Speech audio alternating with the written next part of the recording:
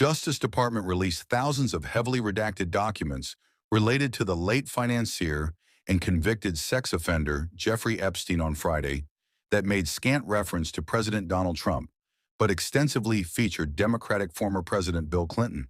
The absence of references to Trump was notable given that pictures and documents related to him have trickled out of previous Epstein releases for years. Trump's name appeared in flight manifests listing passengers on Epstein's private plane that were part of a first batch of Epstein material the Justice Department released in February, for instance.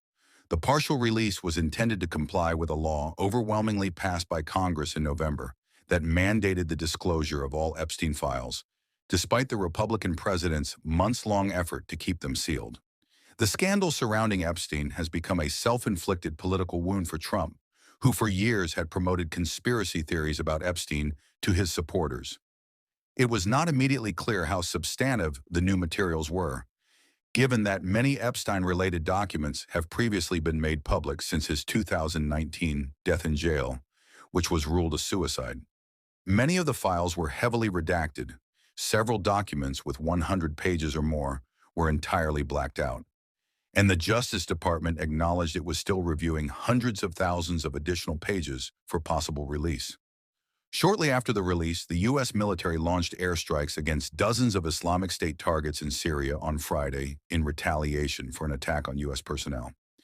The material included evidence from several investigations into Epstein, along with photos of Clinton, long scorned by Republicans. But they appeared to include few, if any, photos of Trump or documents mentioning him, despite Trump and Epstein's well-publicized friendship in the 1990s and early 2000s, before they had a falling out prior to Epstein's first conviction in 2008. Trump has not been accused of wrongdoing and has denied knowing about Epstein's crimes. This isn't about Bill Clinton.